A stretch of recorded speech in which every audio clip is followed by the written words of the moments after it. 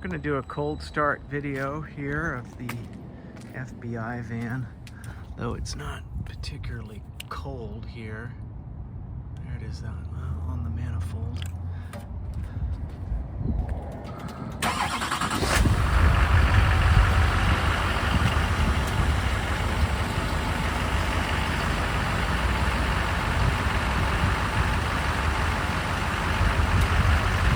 Not too remarkable, but Duramaxes start really nicely from my experience.